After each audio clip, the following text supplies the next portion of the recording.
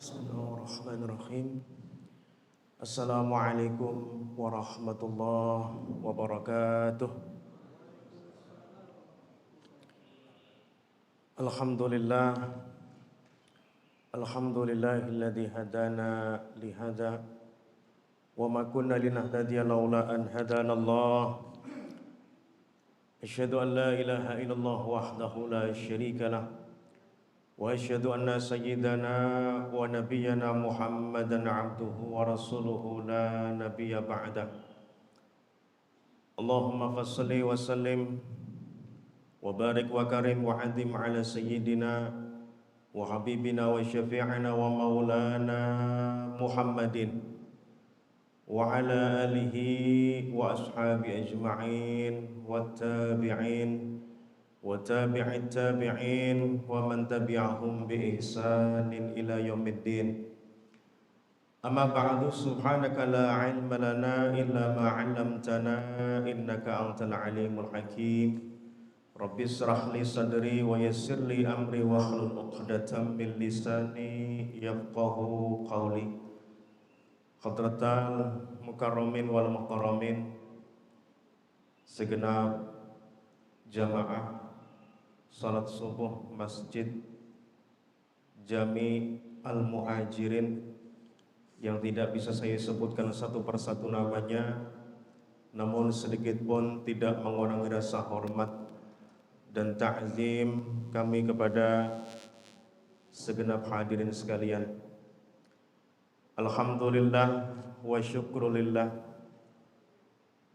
Tidak bosan-bosannya kita selalu memanjatkan rasa syukur kita kepada Allah Subhanahu wa taala atas berbagai limpahan rahmat, nikmat, anugerah, serta yang terpenting lagi adalah taufik dari Allah Subhanahu wa taala, sehingga dengan berbagai limpahan nikmat tersebut dengan limpahan taufik dari Allah, kita masih diizinkan untuk bisa duduk bersama-sama dalam majlisul ilmi. Tentunya besar harapan kita, mudah-mudahan segala aktivitas kita, segala amal ibadah kita, baik yang fardu maupun yang sunnah, yang lalu, yang sekarang dan yang akan datang, semuanya diterima oleh Allah Subhanahu wa taala. Amin ya rabbal alamin.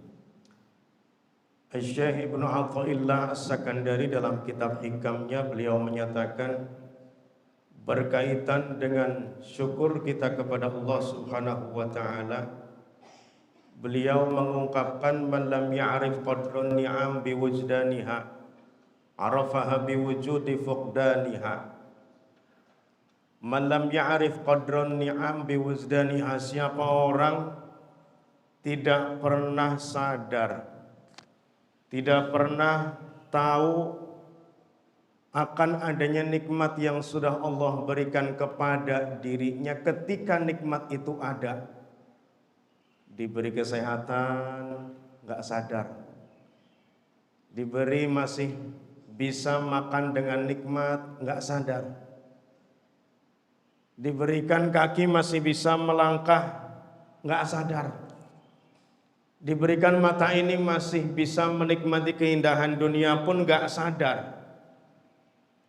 Malam ya'rif qadran ni'am biwuzdaniha, siapa orang gak sadar ketika nikmat itu ada, arafaha biwujudi fuqdaniha, maka dia akan tahu, akan sadar kalau nikmat-nikmat tersebut sudah dicabut oleh Allah Subhanahu wa taala. Ya. Kalau lagunya disebutkan, kalau sudah tiada baru kerasa. Nikmat sehat, kaki bisa melangkahkan dari rumah menuju ke masjid, akan kerasa nikmatnya, akan tahu manakala nikmat kekuatan yang Allah berikan pada kaki kita dicabut oleh Allah Subhanahu wa taala. Oleh sebab itu, sebelum kita sadar, setelah nikmat-nikmat itu ternyata hilang dari dalam diri kita, yuk mari tiada bosan-bosannya kita untuk bersyukur bersyukur dan bersyukur kepada Allah Subhanahu wa taala. Alhamdulillah. Tidak hanya lisan yang mengucapkan bacaan hamdalah alhamdulillah, tetapi asyukru yang berikutnya adalah asyukru bil qalbi. Syukur dengan hati manakala hati ini mengakui, menyadari bahwa nikmat itu tak lain dan tak bukan hanya berasal dari Allah Subhanahu wa taala. Dan yang puncaknya asyukru bil jawarih, yaitu syukur dengan anggota tubuh kita. Manakala segala aktivitas dalam kehidupan kita ini selaras dengan hati yang mengakui bahwa nikmat itu dari Allah, selaras juga dengan lisan yang mengucapkan alhamdulillah, justru itu adalah sebaik-baik bersyukur. Oleh sebab itu, duduknya kita di majelis ta'lim ini insya Allah Allah hitung juga sebagai bentuk perwujudan rasa syukur kita kepada Allah Subhanahu wa ta'ala. Insya Allah siapa yang pandai bersyukur, maka pasti nikmat tersebut akan selalu ditambah dan ditambahkan. Amin ya rabbal alamin. Berselawat dan salam kepada baginda Nabi besar Muhammad sallallahu alaihi wasallam, Nabi yang Allah jadikan sebagai Sayyidul Anbiya wal Mursalin, pimpinan dari semua nabi dan rasul. Pimpinan kita yang merupakan sebab kita bisa memeluk agama Islam. Mustahil kita bisa memeluk Islam tanpa adanya nabi. Bahkan mustahil juga Allah ciptakan alam semesta tanpa Allah ciptakan nabi terlebih dahulu. Nabi yang pertama kali diciptakan oleh Allah Subhanahu wa taala, sehingga dalam satu hadis qudsinya dinyatakan laulaka lamma khalaqtul aflak. Jika bukan karena engkau wahai Nabi Muhammad, jika bukan karena engkau wahai Nabi Muhammad, lamma khalaqtul aflak, maka sungguh saya tidak akan pernah menciptakan alam semesta ini. Jadi sebab wujudnya alam semesta ini adalah juga disebabkan oleh Allah ciptakan Nabi Muhammad sallallahu alaihi wasallam. Mari kita membacakan salawat kepada Rasul. Mudah-mudahan dengan salawat yang kita istiqomahkan, yang kita mudawamahkan, ya, dengan ucapan Allahumma salli ala Sayyidina Muhammad, kita kelak dapat membersamai baginda Nabi di surganya Allah nanti. Amin ya rabbal alamin. Nabi kita adalah Nabi yang sangat luar biasa, sangat berbeda dengan nabi-nabi yang lainnya. Ketika dalam kitab Sahih Muslim dinyatakan likulli nabiyyin da'watun mustajabah, bahwa setiap nabi yang Allah utus ke muka bumi ini memiliki da'watun mustajabah, yaitu doa yang pasti dikabulkan oleh Allah Subhanahu wa taala. Nabi Ibrahim punya doa yang pasti dikabul oleh Allah. Nabi Isa punya doa yang pasti dikabul oleh Allah Subhanahu wa taala. Kata Rasul dalam hadis tersebut, fata'ajjala kullu nabiyyin da'watah. Tapi setiap nabi yang lainnya selain Nabi Muhammad sallallahu alaihi wasallam, mereka mendahulukan doa mereka ketika masih berada di dunia. Nabi Musa berdoa kepada Allah ketika di dunia. Ya. Nabi Nuh berdoa kepada Allah yang doanya pasti dikabul ketika beliau masih di dunia. Tapi luar biasanya Nabi, ketika masih di dunia, Nabi tahu bahwa Nabi ini punya doa yang pasti dikabul oleh Allah Subhanahu wa taala. Apa kata Rasul? Wa inni ikhtaba'tu da'wati syafa'atan li ummati yaumal qiyamah. Tetapi saya Nabi Muhammad sallallahu alaihi wasallam ikhtaba'tu da'wati, menyimpan doaku, menangguhkan doaku yaumul qiyamah, di hari kiamat, syafa'atan li ummati. Rasul simpan doa yang mustajabah tersebut nanti di hari kiamat sebagai apa? Bentuk syafaat kepada kita. Kalau banyak nabi-nabi yang lain ada yang mendoakan azab buat umatnya, ya. Nabi Nuh berdoa pada Allah Subhanahu wa taala umatnya diazab. Ya. Banyak selain dari Nabi Muhammad sallallahu alaihi wasallam minta supaya umatnya diazab, tapi Nabi kita Muhammad sallallahu alaihi wasallam tak pernah satu kata pun untuk mendoakan keburukan buat umatnya. Bahkan menyimpan doa yang pasti dikabul dalam bentuk apa? Supaya bisa menolong umatku nanti yang harusnya masuk neraka mendapatkan syafaat, diangkat menuju surganya Allah Subhanahu wa taala. Maka syafaat Nabi ini akan diberikan kepada seluruh umatnya.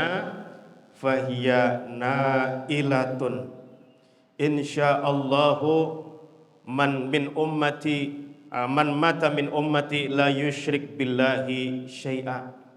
Syafaat Nabi itu akan disampaikan oleh Nabi kepada siapapun yang mati selama dia tidak menyekutukan Allah Subhanahu wa ta'ala. Luar biasanya Rasul. Ketika di padang mahsyar semuanya sibuk dengan dirinya masing-masing, ada orang yang paling sibuk ngurusin umatnya. Siapa dia? Nabi Muhammad sallallahu alaihi wasallam. Insyaallah kita dapat membersamai baginda Nabi besar Muhammad sallallahu alaihi wasallam. Kemudian juga disebutkan dalam hadis yang lain, sahabat yang bernama Rabi'ah bin Ka'ab al-Aslami, kuntu abitu ma'a Rasulillah sallallahu alaihi wasallam, bahwa dalam kaitannya membersamai baginda Nabi. Di sini ada yang pengen bareng sama Rasul? Ada nggak? Nggak ada. Ada nggak bapak-bapak pengen bareng sama Rasul? Semuanya.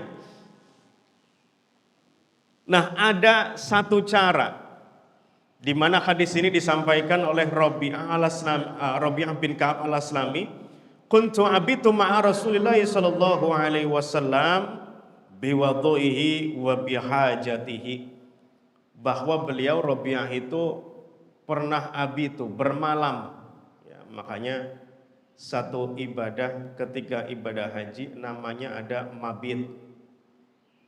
Abitu ma'a Rasulillah, saya bermalam bersama dengan Rasulullah sallallahu alaihi wasallam biwaduihi, beliau melayani Rasulullah, ya, dengan membawakan air wudhunya, juga memenuhi semua kebutuhan-kebutuhan Rasul, membantu Rasulullah, khadimnya Rasulullah. Tiba-tiba Rasul bertanya, faqala salni. Rasul bertanya kepada Rabi'ah, wahai Rabi'ah, minta sesuatu kepadaku, insya Allah aku sampaikan kepada Allah dan dikabul oleh Allah Subhanahu wa ta'ala. Kalau kita diminta sama Rasul begitu, apa yang kita minta? Rasul, saya pengen duit yang banyak. Rasul, saya pengen punya rumah yang megah. Rasul, saya pengen nambah istri. Rasul, saya pengen umur panjang. Rasul, saya pengen naik jabatan. Itu mungkin yang kita minta. Tapi luar biasanya Rabi'ah karena memandang bahwa dunia itu adalah sifatnya sementara, fana, pasti rusak, gak ada yang kekal makhluk dunia ini. Siapa di antara saudara kita yang masih saat ini usia di atas 100 tahun yang masih hidup? Amat sangat jarang, semuanya pasti akan jadi camat, calon mati, gak ada yang kekal. Sehingga Rabi'ah karena tahu bahwa dunia ini fana, beliau diminta oleh Rasulullah untuk meminta sesuatu. Salni ya Rabi'ah. Apa kata Rabi'ah? As'aluka murafaqataka fil jannah. Ya Rasul, saya pengen nemenin engkau di surga. Ya. Itu. Seindah-indahnya tempat adalah surga. Setinggi-tinggi nikmat di surga itu adalah dapat melihat Allah Subhanahu wa taala.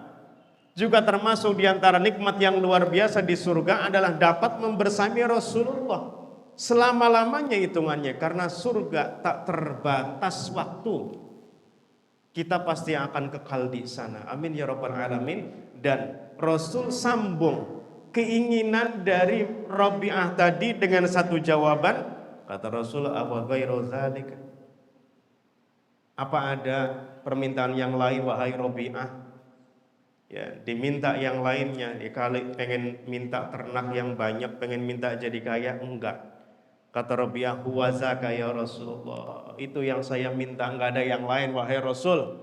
Kata Rasul, "Fa'inni ala nafsik bikasratis sujud."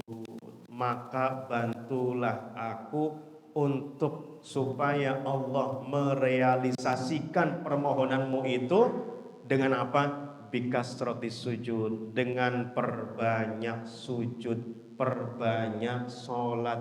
Kita pengen membersamai Rasulullah, resepnya adalah dengan cara perbanyak sujud, perbanyak sholat.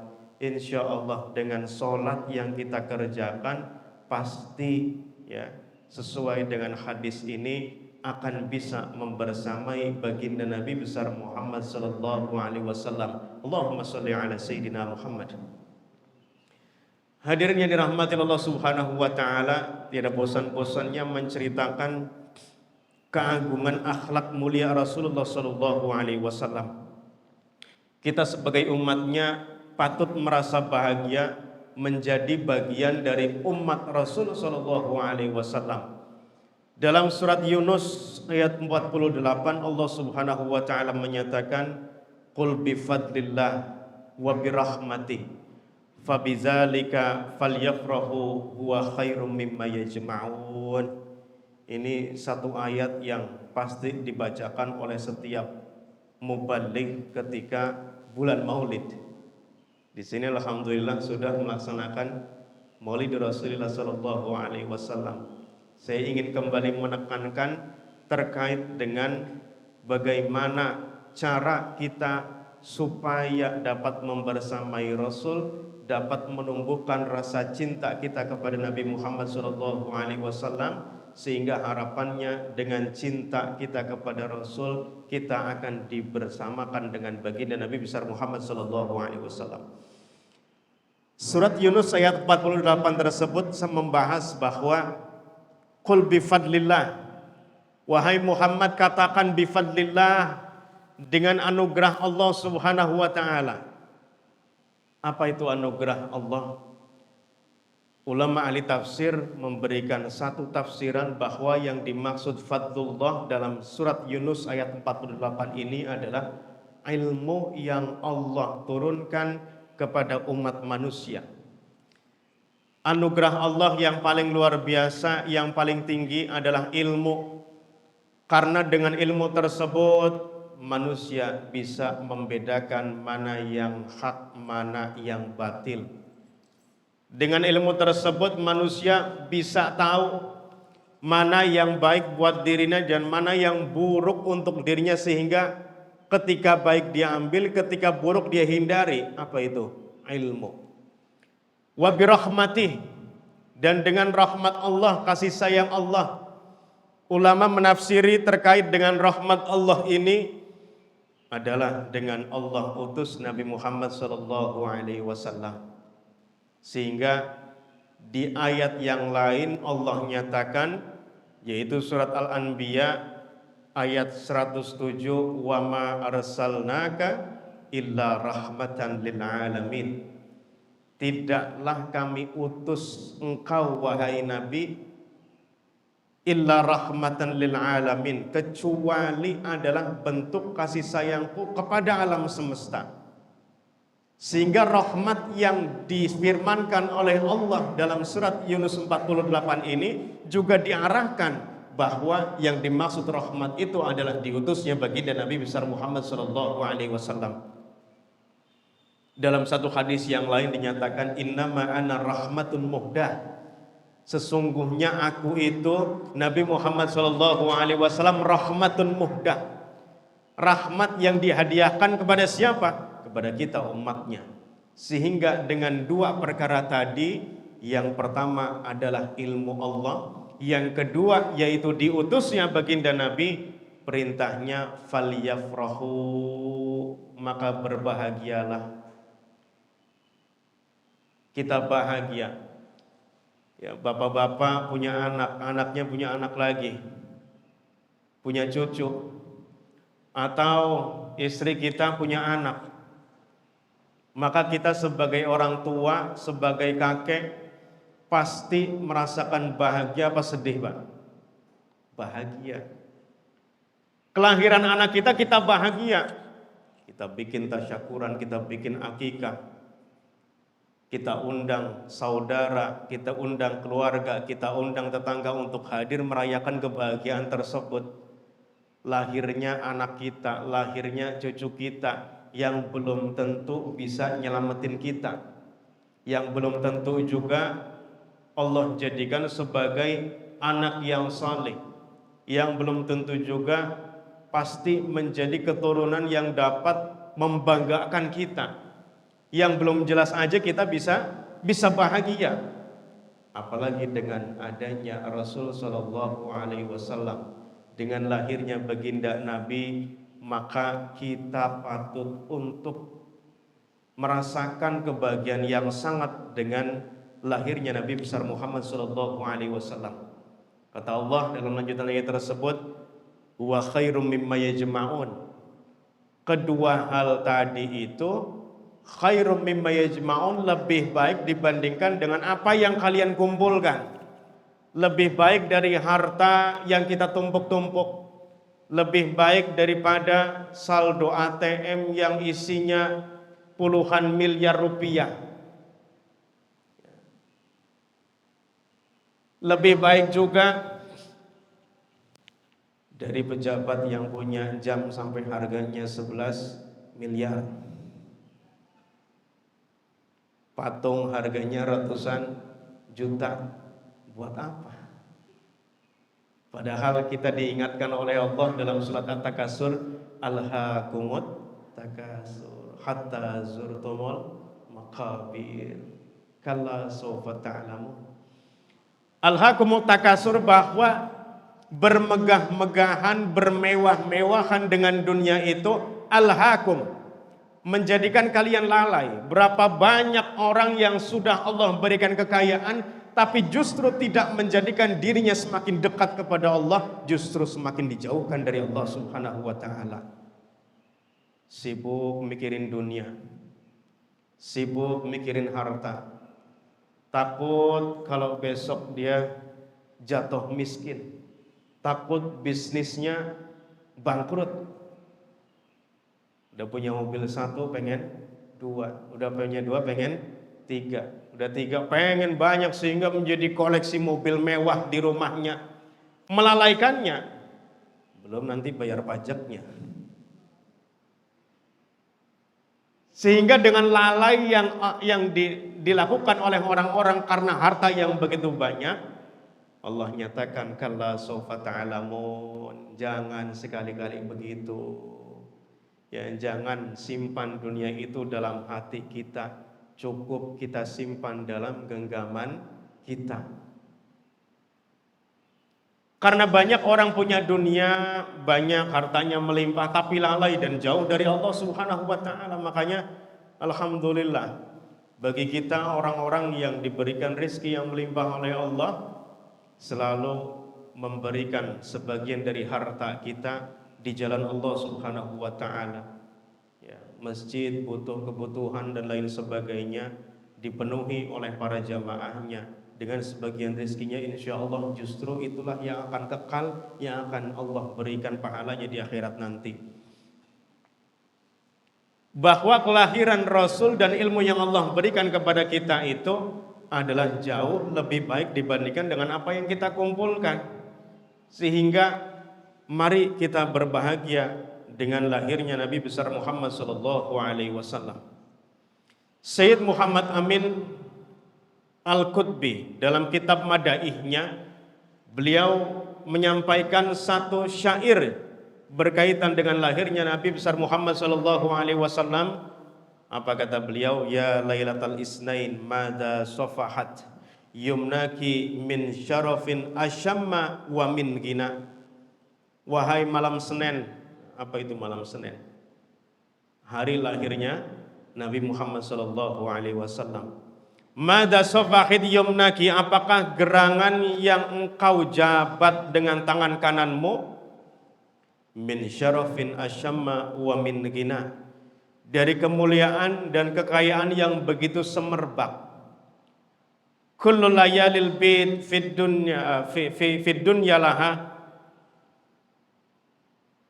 nasabun ilaiki fa anti miftahus sana. Seluruh malam-malam yang putih berkilauan di jagat raya ini punya hubungan nasab denganmu. Maka engkaulah pembuka keagungan dibandingkan dengan malam-malam yang lainnya. Fal qadru wal a'yadu wal mi'raju min hasanati killati baharna la'ayuna. Malam Lailatul Qadar, malam hari raya dan malam Mi'raj adalah buah dari kebaikan-kebaikanmu yang membuat mata-mata terkagum memandangnya. Jadi beliau mengungkapkan tanpa malam Senin maka enggak mungkin ada malam Lailatul Qadar. Tanpa malam lahirnya Nabi mustahil juga ada malam Mi'raj. Tanpa lahirnya Nabi di malam Senin mustahil juga ada malam hari raya. Sehingga semua malam-malam yang mulia tadi nasabnya bersambung kepada malam Senin. Sehingga tanpa malam Senin gak ada malam berikutnya yang lebih mulia. Sehingga 12 Rabiul Awal malam Senin merupakan hari yang lebih agung justru dibandingkan dengan malam-malam yang lainnya.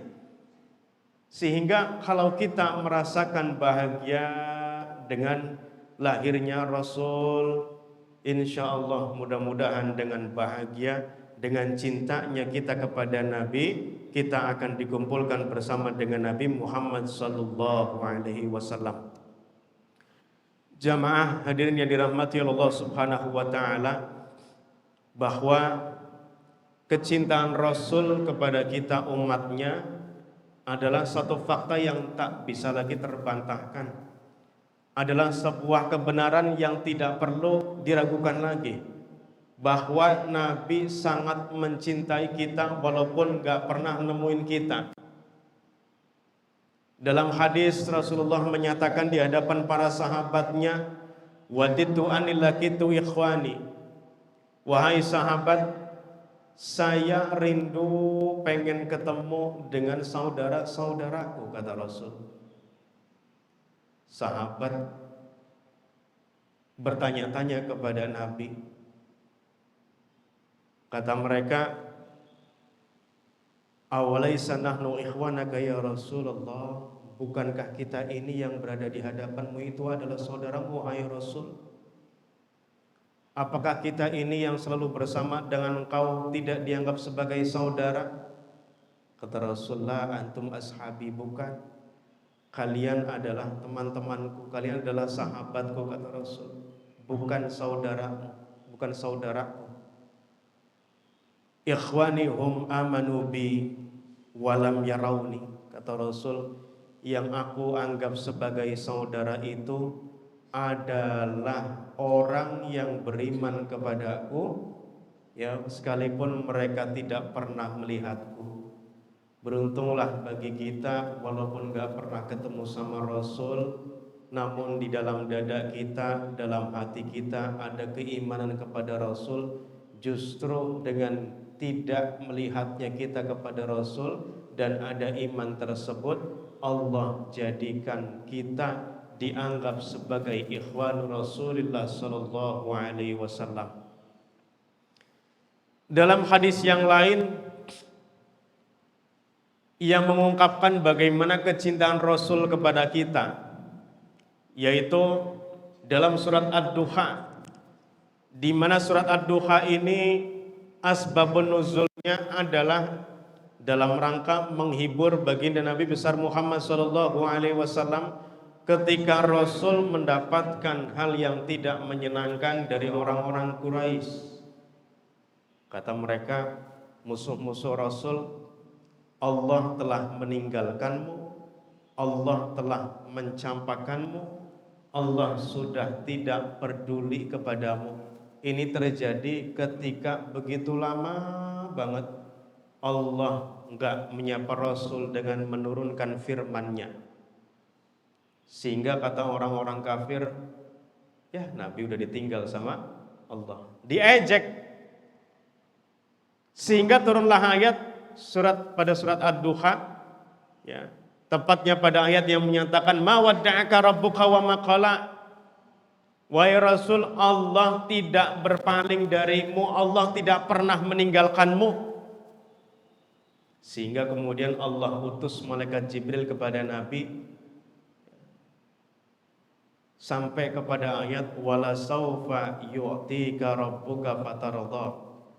Wahai Nabi, Allah nyatakan bahwa Allah tidak berpaling darimu, Allah tidak pernah meninggalkanmu, sampai kepada ayat wala saufa yu'tika rabbuka fatardha.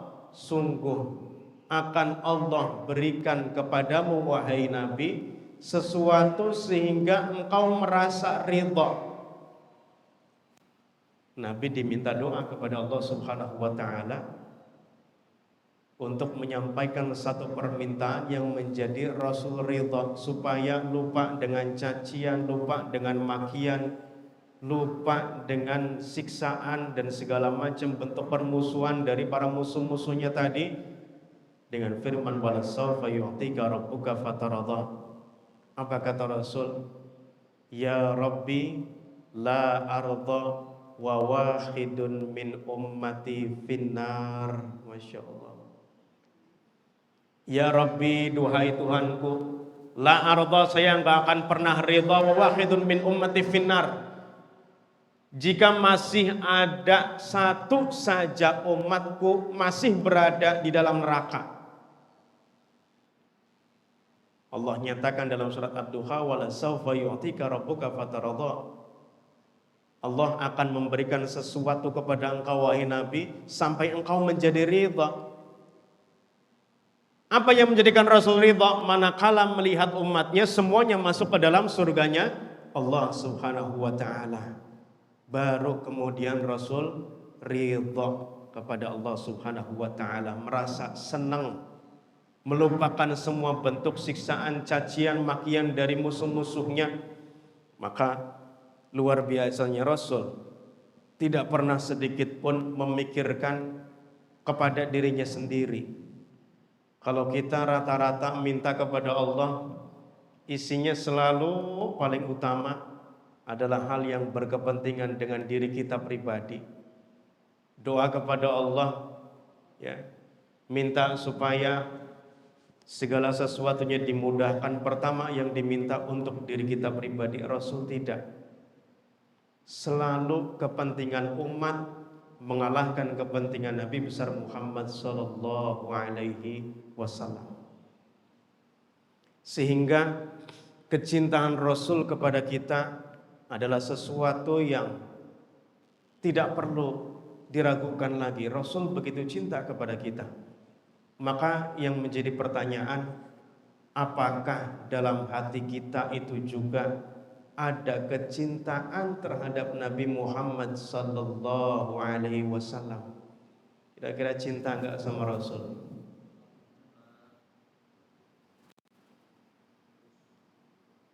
Wajib hukumnya bagi kita karena Rasul cinta kepada kita. Sehingga supaya kecintaan tersebut nyambung, kita pun harus menumbuhkan rasa cinta kita kepada Rasul. Ada peribahasa tak kenal maka tak sayang. Sehingga kalau kita pengen cinta kepada Rasul harus mengenal Rasul. Kita pelajari hadis, kita pelajari kitab-kitab yang menjelaskan terkait dengan luar biasanya Rasul, akhlak mulia Nabi, keseharian Rasulullah, bagaimana Rasulullah menghadapi kehidupan ini. Kita baca, kita gali, kita terapkan dalam kehidupan kita supaya kita benar-benar mengenal baginda Nabi besar Muhammad SAW. Kalau sudah kenal, kemudian timbul cinta.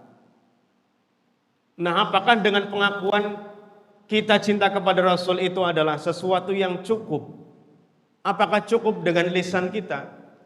Biasanya bapak-bapak dulu ketika deketin ya calon-calon istrinya, apa yang diungkapkan? Cinta dulu ya.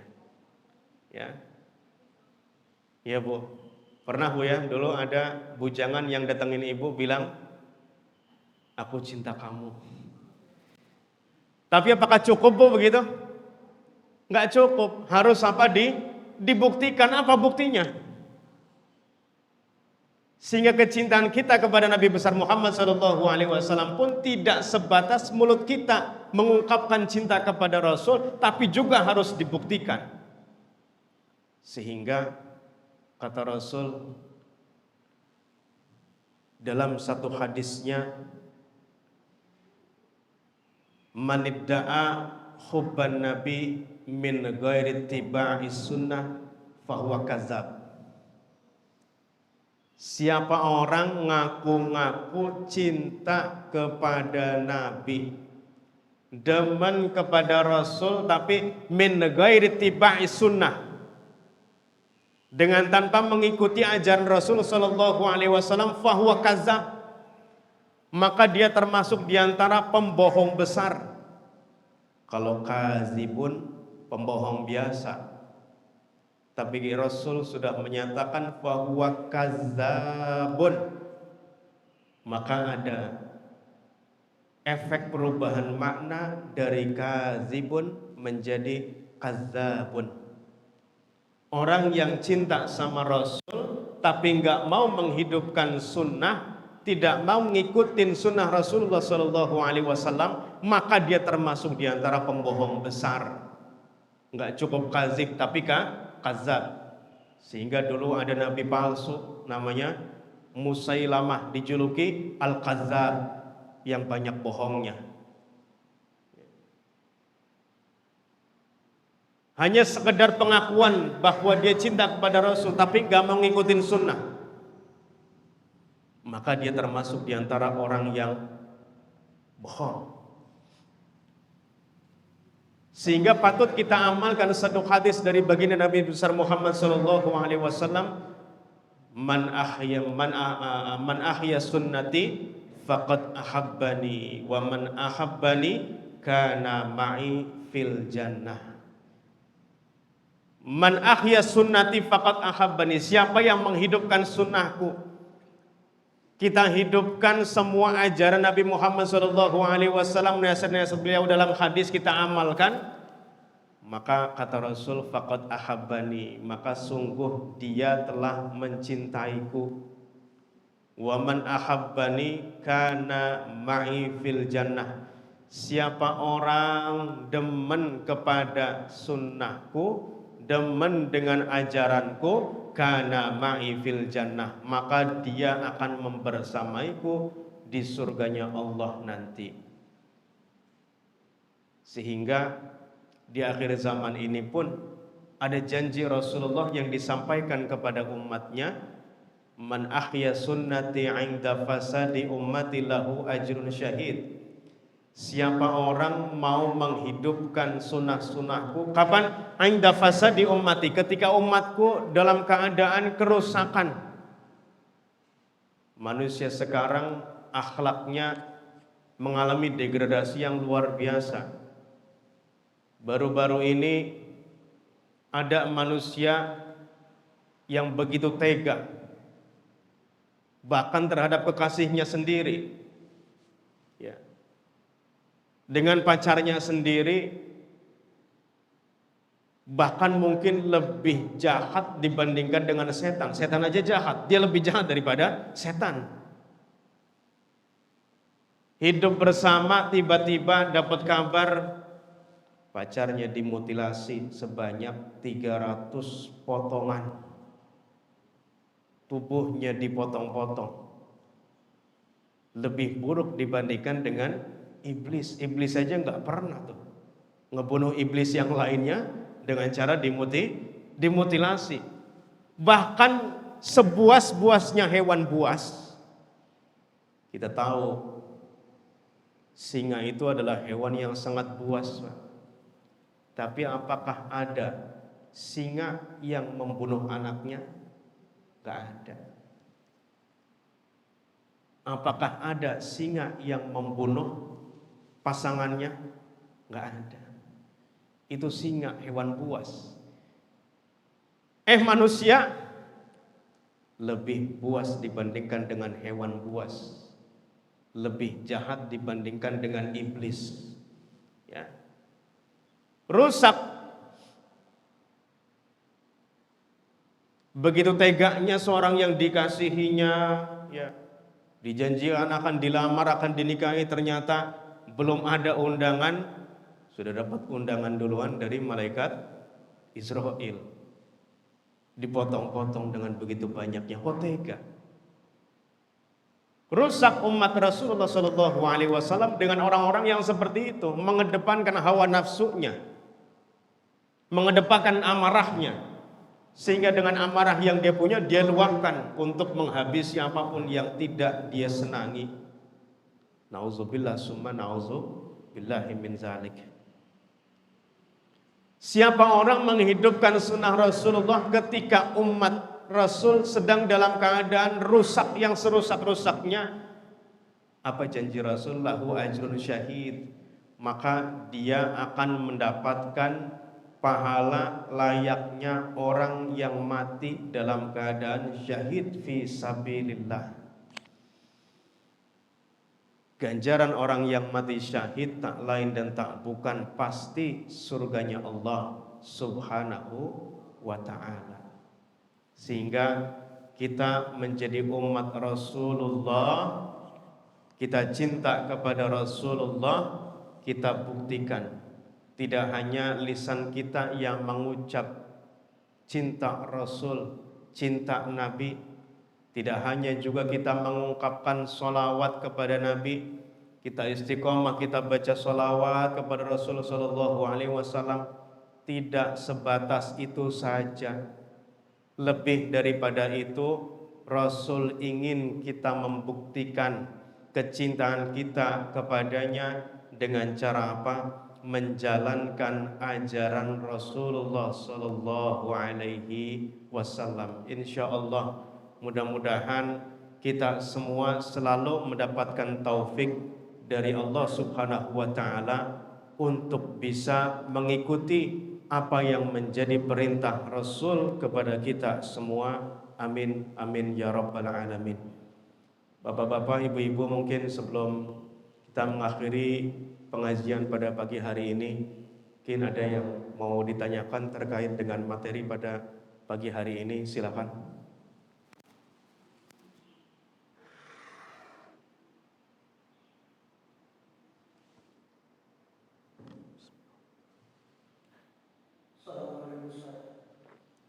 Assalamualaikum warahmatullahi wabarakatuh.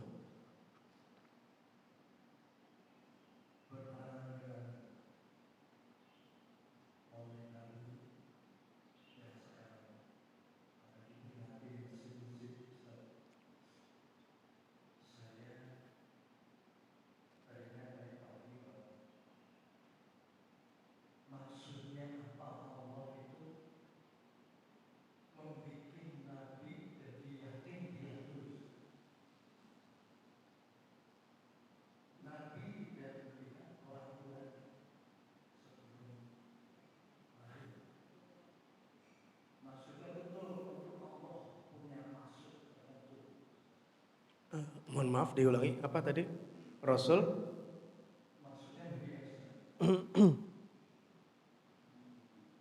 Kenapa baginda Rasul orang tuanya meninggal sebelum baginda Rasul lahir? Masya Allah. Nah, itu Allah punya rahasia.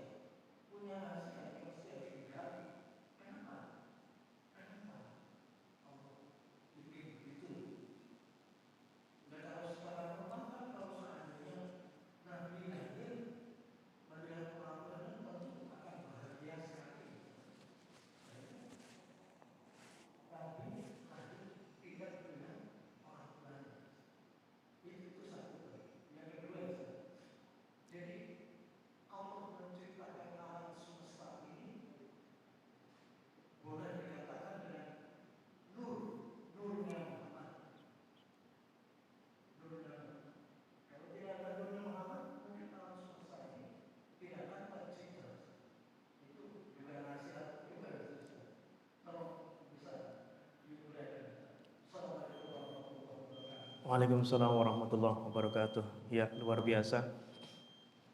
Pertanyaan dari salah satu jamaah, kenapa Rasul dilahirkan dalam keadaan tidak memiliki orang tua?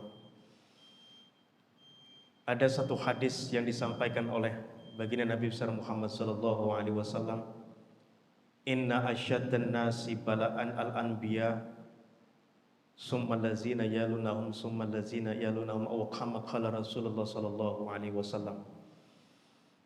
Bahwa orang yang paling berat cobaannya itu adalah Nabi Muhammad sallallahu alaihi wasallam.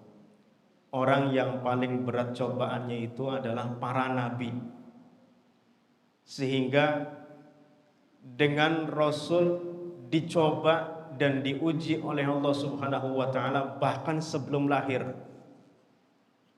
menjadikan umatnya semakin malu ketika diuji oleh Allah Subhanahu wa taala.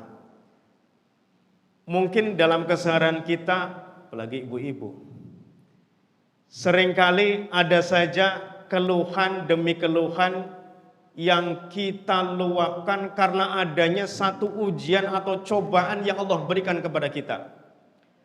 Maka hikmah yang Allah berikan dari kejadian di mana Rasul lahir tanpa ayah, nggak lama ditinggal ibu, tinggal sama kakek, ditinggal wafat kakeknya, tinggal bersama paman, ditinggal wafat oleh pamannya, menikah dengan Sayyidah Khadijah, memiliki ketergantungan yang luar biasa dengan istrinya, turun dari gua Hira, didatangi oleh malaikat Jibril, gemetar Nabi, ketakutan. Siapa tempat bersandar Rasulullah? Sayyidah Khadijah, zamiluni, zamiluni, zamiluni, selimuti aku, selimuti aku. Ketika Rasul itu memiliki ketergantungan dari ibu, Allah putus. Ketergantungan kepada kakek, Allah putus ketergantungannya. Tergantung lagi sama pamannya, Allah putus.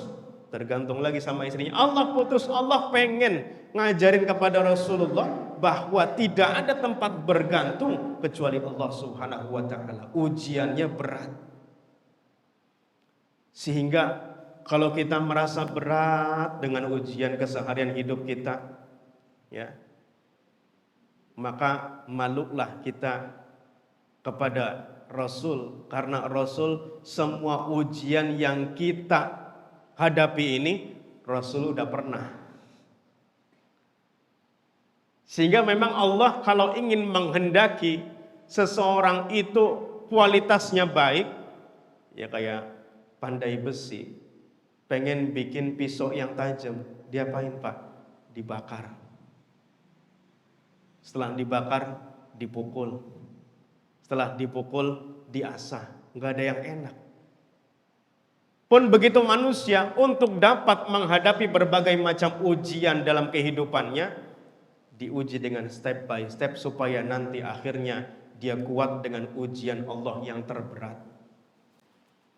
Hikmah Rasul menghadapi berbagai macam cobaan supaya kita umatnya mau berkaca, inna asyadan nasi balan al anbiya, sesungguhnya yang paling berat cobaannya itu adalah para nabi, kemudian baru orang setelahnya, ya.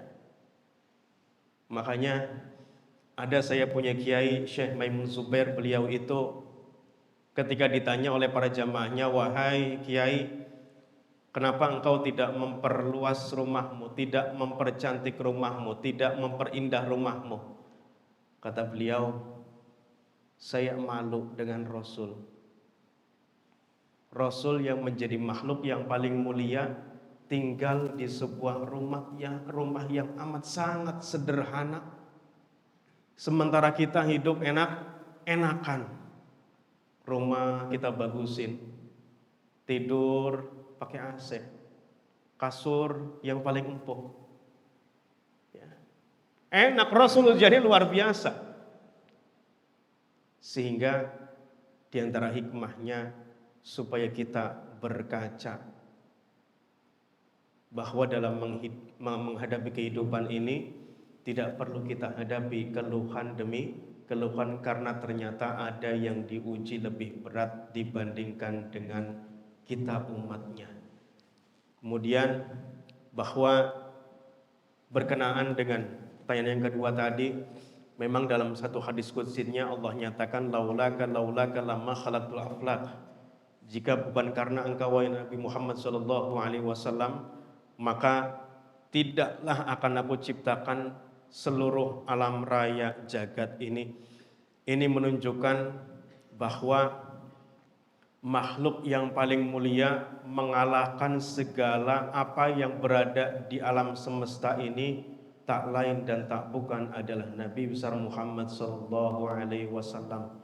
Sehingga tidaklah disebut nama Allah kecuali disebut nama Muhammad. Allah Muhammad, Allah Muhammad, Allah Muhammad. Di ayat yang lain Allah sebutkan wa rafa'na laka zikra, dan kami angkat, kami tinggikan derajatmu wahai Nabi dengan cara penyebutanmu. Ya. Ketika seorang kafir pengen masuk Islam, maka di antara pintu untuk masuk ke dalam ajaran ini, yaitu yang pertama bersaksi asyhadu an la ilaha illallah, yang kedua wa asyhadu anna Muhammadar Rasulullah sallallahu alaihi wasallam. Ya, jadi memang digambarkan bahwa Rasulullah sallallahu alaihi wasallam sebagai sayyidul anbiya wal mursalin, bahkan terhadap nabi-nabi yang lain Rasul itu adalah pimpinan. Maka bagi kita selaku umatnya yang bukan apa-apa Nabi Muhammad sallallahu alaihi wasallam, maka kita harus menggantungkan Nabi. Kita harus menjadikan Nabi sebagai panutan hidup kita. Sebagaimana juga Allah Subhanahu wa taala nyatakan bahwa dalam diri Rasulullah terdapat uswah, terdapat teladan. Maka di bulan Maulid ini kita teladani Rasul, kita contoh Rasul, kita ikuti Rasul. Ya, demikianlah mudah-mudahan pengajian di pagi hari ini menjadikan kita semakin memiliki cinta kepada Rasul, kita tingkatkan kecintaan kita kepada Rasul, kita tumbuhkan, kita kembangkan rasa cinta kepada Rasul. Mudah-mudahan dengan cinta tersebut kita dapat bersama dengan Rasul di surganya Allah nanti. Amin amin ya rabbal alamin. Allahumma anfa'na bima 'allamtana wa 'allimna ma yanfa'una wa zidna ilma. Allahumma ij'al ijtima'ana fi hadzal majlis ijtima'an mubarakan waj'al tafarruqana min ba'di tafarruqan ma'suman la tada' fina wala ma'na wala minasyakiyan wala mahruma. Allahumma rzuq hubbaka wa hubba man yuhibbuka wa hubba amalan yuqarribuna ila hubbik waj'alna minar rasyidin. Rabbana atina fid dunya hasanah wa fil akhirati hasanah wa qina azabannar walhamdulillahi rabbil alamin. Demikian alafu minkum. Assalamualaikum warahmatullahi wabarakatuh.